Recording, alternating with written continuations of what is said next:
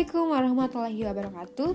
Hai Tete dan teman-teman, welcome to podcast Kalamentari.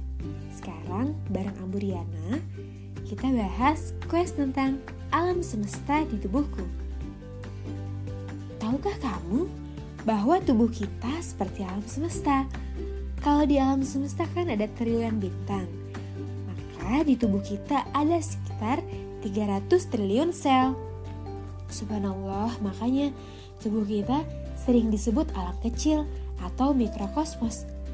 Nah, sekarang kita akan menjelajah alam semesta dalam tubuh kita. Are you ready? Oke. Dimulai dari atom. Atom itu satuan dasar materi terkecil yang perannya sebagai penyusun organisasi kehidupan. Atom itu terdiri dari 3 bagian, yaitu proton muatan positif, elektron muatan negatif, dan neutron muatan netral.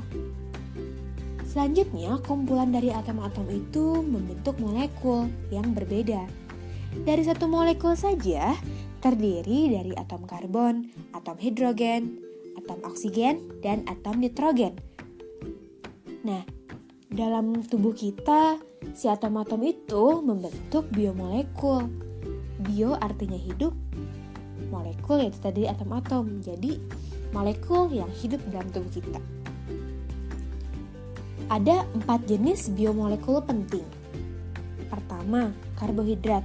Yang kedua, lemak. Yang ketiga, protein. Dan yang keempat, asam nukleat. Lalu, dari molekul-molekul itu membentuk yang namanya sel. Dengar 3 kata magicnya ya. Sel yaitu satuan terkecil fungsional makhluk hidup. Sel itu berperan sebagai dasar penyusun bagian-bagian tubuh. Ada 2 tipe jenis sel. Yang pertama, sel prokariotik, dan yang kedua, sel eukariotik. Dari sel itu membentuk suatu kumpulan yang fungsinya yang berbeda, yaitu jaringan. Dengar kata magicnya ya. Jaringan tersusun dari kumpulan sel. Kata magicnya, kumpulan sel yang membentuk dan memiliki fungsi yang berbeda-beda. Terdapat 4 jenis jaringan, yaitu jaringan epitel atau pelindung tubuh, jaringan ikat, penghubung antar organ atau sebagai lemnya gitulah di dalam tubuh itu, jaringan ikat.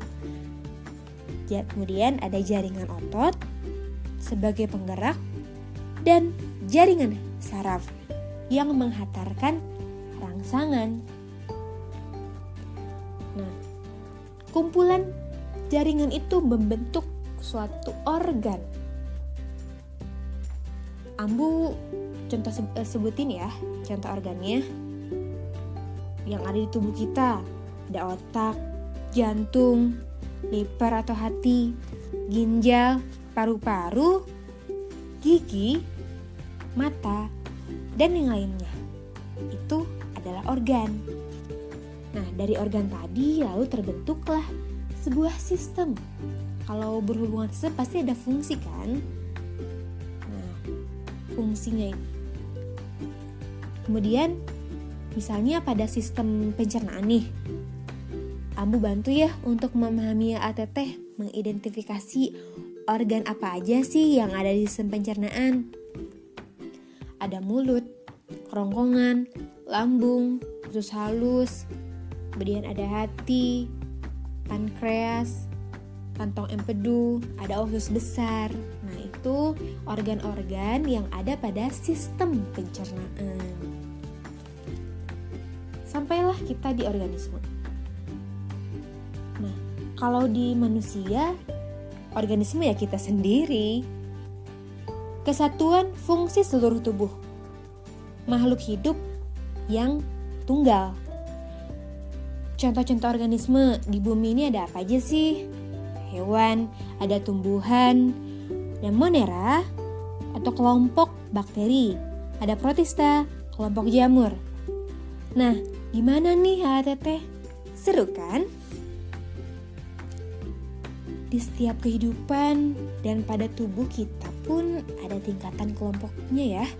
Dari kelompok kecil sampai kelompok yang besar.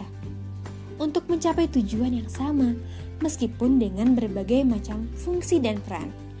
Maha suci Allah yang telah menciptakan alam ini, semoga kita senantiasa bersyukur ya.